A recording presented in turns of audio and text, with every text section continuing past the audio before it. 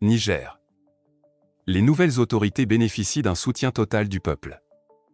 Près de 30 000 personnes se sont regroupées dans un stade, quelques heures avant l'expiration de l'ultimatum de la CEDEAO ce dimanche soir. Environ 30 000 partisans des nouvelles autorités au Niger se sont rassemblés dimanche à Niamey, démontrant leur force quelques heures avant l'expiration de l'ultimatum de la Communauté économique des États de l'Afrique de l'Ouest, CEDEAO. Cet ultimatum exigeait que les nouvelles autorités rétablissent le président renversé, Bazoum, sous peine de voir la force être utilisée contre elle.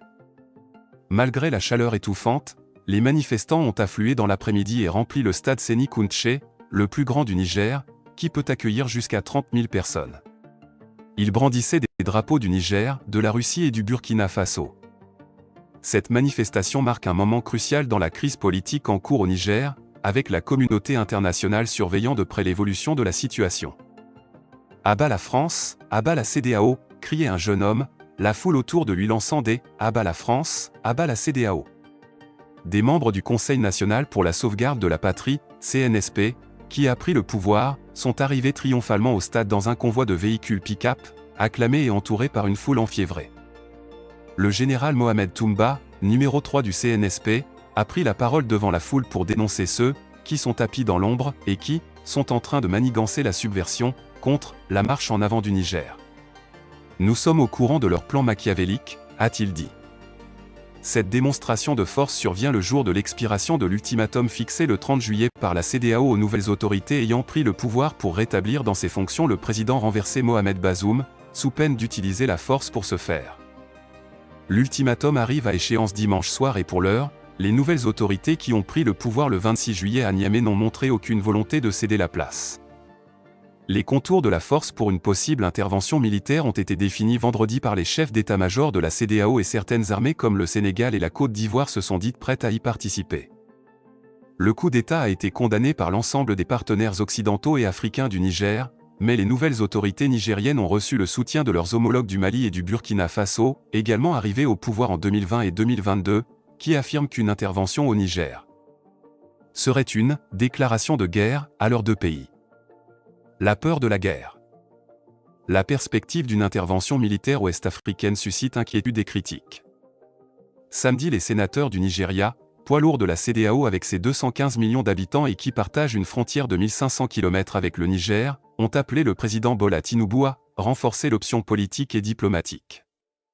Selon la presse nigériane, une majorité de sénateurs ont exprimé leur opposition à une opération militaire, lors d'une réunion à huis clos. Samedi soir, l'Algérie, acteur majeur dans le Sahel qui partage près de 1000 km de frontière avec le Niger, a également émis des réserves. Le président Abdelmadjid Tebboune a estimé à la télévision publique qu'une intervention serait une menace directe pour son pays. Il n'y aura aucune solution sans nous, l'Algérie, a-t-il ajouté, craignant que tout le Sahel ne s'embrase en cas d'intervention. À Niamey, les nouvelles autorités ont de leur côté promis cette semaine une riposte immédiate à toute agression. Il est crucial d'éviter un scénario catastrophique de guerre dans la région du Sahel. Une nouvelle guerre au Sahel ne profitera qu'aux mouvements djihadistes qui ont depuis longtemps tiré parti de l'effondrement des États pour étendre leur territoire. De nombreux résidents de la capitale Niamey, fiefs de l'opposition au président déchu, espéraient dimanche ne pas avoir à vivre une intervention militaire. Si la CEDEAO intervient, ça va encore aggraver la situation. Mais les gens sont prêts et la population va soutenir les nouveaux dirigeants, parce que nous voulons du changement, assure Aliou, commerçant. Plusieurs pays européens ont évacué des centaines de leurs ressortissants ces derniers jours au Niger. Après la France et l'Espagne, l'Italie a annoncé dimanche le départ de 65 personnels militaires à bord d'un avion qui s'est posé à Rome samedi soir. La CEDEAO et les pays occidentaux réclament un retour à l'ordre constitutionnel et la libération du président Bazoum, retenu prisonnier depuis le coup d'État, le 26 juillet. La France a notamment indiqué samedi appuyer, avec fermeté et détermination, les efforts de la CEDEAO, estimant qu'il en allait de l'avenir du Niger et de la stabilité de toute la région. Les relations entre les nouvelles autorités qui ont pris le pouvoir et l'ancienne puissance coloniale se sont dégradées ces derniers jours. Les nouvelles autorités ont dénoncé des accords de coopération militaire et sécuritaire avec Paris, qui déploie au Niger 1500 soldats pour la lutte antiterroriste, et donne 90 jours à la France pour suspendre toutes ses opérations militaires sur son territoire. Une fausse tribune attribuée à Bazoum, commandée par le gouvernement français. L'influence de la France dans les médias pour contrôler les États. L'agence de communication française Image 7, qui gérait la communication de l'ex-président du Niger, Mohamed Bazoum, a été révélée comme étant à l'origine d'une fausse tribune attribuée à l'ancien président déchu, sur demande du gouvernement français. Cette révélation suscite des interrogations sur les motivations de la France dans cette affaire et soulève des questions sur l'intégrité de la communication entourant les événements politiques au Niger. L'utilisation de fausses informations pour influencer l'opinion publique et créer une perception de la situation politique au Niger est préoccupante. Cette affaire met en lumière les dynamiques complexes des relations politiques et diplomatiques entre la France et le Niger, ainsi que les enjeux liés à la communication politique dans un contexte de crise politique. Elle soulève des questions sur l'éthique et la responsabilité des acteurs de la communication et met en évidence l'importance de la transparence et de l'intégrité dans la communication entourant les événements politiques sensibles. En parallèle, une affaire similaire au Togo a également été révélée, où une fausse lettre de félicitations attribuée au président français Emmanuel Macron a été publiée par RFI, pour maintenir le président togolais Faure Gnassingbé au pouvoir lors de l'élection présidentielle de 2020. Affaire actuellement à la justice française. Ces pratiques soulèvent des questions sur l'éthique et la responsabilité des agences de communication et des médias dans la diffusion d'informations vérifiées et fiables. Elles mettent également en évidence la nécessité de garantir la transparence dans la communication politique et de se méfier des tentatives de manipulation de l'opinion publique. Ces révélations pourraient avoir des conséquences sur la réputation des agences de communication impliquées et pourraient remettre en question leur crédibilité et leur intégrité. Elles pourraient également affecter les relations entre les gouvernements français et celui du Niger, en suscitant des interrogations sur l'influence politique de la France dans les affaires intérieures de ces pays. Enfin, ces affaires pourraient avoir des implications diplomatiques entre la France et le Niger, en remettant en cause la confiance entre les deux pays et en affectant leurs relations bilatérales. Le gouvernement nigérien et l'opposition togolaise pourraient être méfiants envers la France et percevoir une ingérence de sa part dans leurs affaires intérieures. En conclusion, ces deux affaires mettent en lumière les enjeux de la communication politique et de l'information dans le contexte des relations internationales. Elles soulignent l'importance de la transparence et de l'éthique dans la communication politique, ainsi que la nécessité de vérifier l'authenticité des informations diffusées par les médias et les agences de communication. Togo. Coup d'État au Niger. La DMP apporte son soutien indéfectible au peuple frère du Niger. Communiqué de presse de la DMP relatif à la situation dans la République sœur du Niger. La conférence des présidents de la DMP suit avec une attention particulière la situation qui prévaut en République du Niger depuis le coup d'État du 26 juillet 2023 ayant conduit à la chute de son Excellence M. Mohamed Bazoum, chef d'État élu en février 2021. La DMP regrette que la prise du pouvoir par le Conseil national pour la sauvegarde de la patrie, CNSP, vienne ainsi donner un coup d'arrêt au processus démocratique en cours dans ce pays frère. Tout en déplorant les coups d'État comme moyen d'accession au pouvoir d'État, la DMP constate cependant que cet énième coup d'État intervenu en Afrique francophone en 3 ans est soutenu par le peuple nigérien. La DMP prend également acte de la volonté clairement exprimée par les nouvelles autorités du Niger de vouloir rétablir par l'acte qu'ils ont posé, la souveraineté du peuple du Niger et sa véritable indépendance vis-à-vis des puissances colonisatrices. La DMP apporte son soutien indéfectible au peuple frère du Niger et l'encourage à plus de détermination et de mobilisation derrière leurs nouvelles autorités en restant soudés et engagés afin de pousser ces dernières à atteindre leur objectif affiché. La DMP s'étonne de ce que la CEDEAO, qui ne semble pas avoir tiré leçon de la gestion des crises du Mali et du Burkina Faso, veuille encore imposer aux populations du Niger des souffrances inutiles, au lieu de chercher à trouver des solutions durables aux causes structurelles des coups d'État dans la sous-région. La DMP demande à la CEDEAO de réviser sa position vis-à-vis du Niger et d'annuler les sanctions prises à son encontre, car la seule victime des conséquences de ces mesures draconiennes reste les populations déjà appauvries par les nombreuses années de mauvaise gouvernance et d'insécurité grandissante.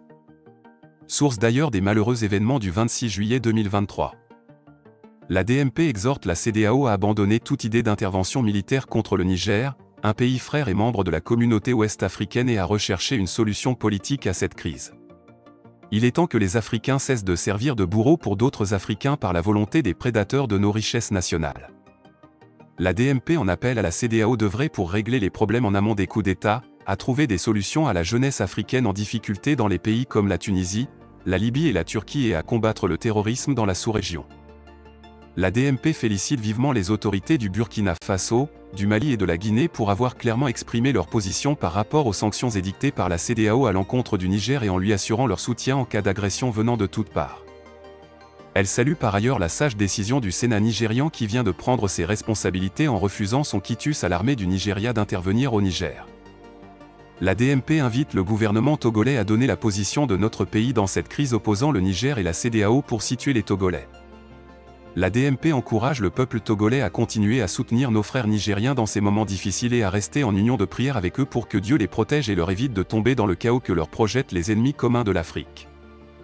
Fait à Lomé, le 5 août 2023. La conférence des présidents. Rappelons que la DMP, la Dynamique pour la majorité du peuple, anciennement DMK, est une grande coalition regroupant des partis politiques de l'opposition et des organisations de la société civile au Togo. Leur victoire, lors de l'élection présidentielle de 2020 leur a été volée par le biais d'une fausse lettre de félicitations attribuée à Macron et envoyée à Faure Gnassingbé, le président de fait du Togo. Cette lettre a été diffusée par RFI sur leur antenne. L'affaire est actuellement à la justice. Niger-France. Les portes se referment une à une pour la France en Afrique. La France se trouve désormais confrontée à un tournant majeur dans ses relations avec le Niger suite au coup d'État militaire qui a eu lieu dans le pays. Les militaires au pouvoir ont annoncé leur décision de dénoncer plusieurs accords militaires conclus avec la France, mettant ainsi fin à la coopération dans le domaine de la sécurité et de la défense. Environ 1500 soldats français, en plus des forces spéciales, étaient présents dans le pays avant cette décision. Cette rupture des liens préexistants avec la France témoigne de la détérioration des relations entre l'ancienne puissance coloniale et le Niger depuis le coup d'État. Les tensions s'accentuent alors que les militaires au pouvoir font face à des pressions internationales pour rétablir l'ordre constitutionnel. En plus de rompre les accords de coopération militaire avec la France, les militaires au pouvoir ont également annoncé la fin des fonctions des ambassadeurs du Niger en France, aux États-Unis, au Nigeria et au Togo. Cette décision reflète leur mécontentement face aux pressions internationales exercées pour le retour à un gouvernement civil. Le Niger, tout en affirmant sa souveraineté, marque ainsi son refus de céder aux influences colonialistes. Le pays suit une voie indépendante et cherche à prendre en main son propre destin. Cette fermeté témoigne du leadership que le Niger souhaite exercer dans la région, rejoignant ainsi le chemin tracé par le Mali et le Burkina Faso. La dynamique impulsée par l'axe Mali-Burkina s'étend rapidement à travers l'Afrique, montrant que d'autres nations suivent le même chemin vers une gouvernance indépendante et autonome. Ces développements auront un impact significatif sur l'équilibre géopolitique régional et les relations avec les puissances étrangères. La décision des militaires de rompre les accords avec la France souligne la complexité des relations entre les nations africaines et les anciennes puissances coloniales. L'Afrique émerge progressivement en tant qu'acteur clé dans les affaires mondiales, et les dynamiques politiques et sécuritaires de la région sont en constante évolution. Les prochains jours seront décisifs pour l'avenir du Niger et de l'Afrique de l'Ouest dans son ensemble. La communauté internationale observera de près les développements et les décisions prises par le pays, qui pourraient façonner l'avenir géopolitique de la région et influencer les relations avec les puissances mondiales. La voie choisie par le Niger aura sans aucun doute des répercussions durables sur l'évolution politique et sécuritaire de l'Afrique de l'Ouest.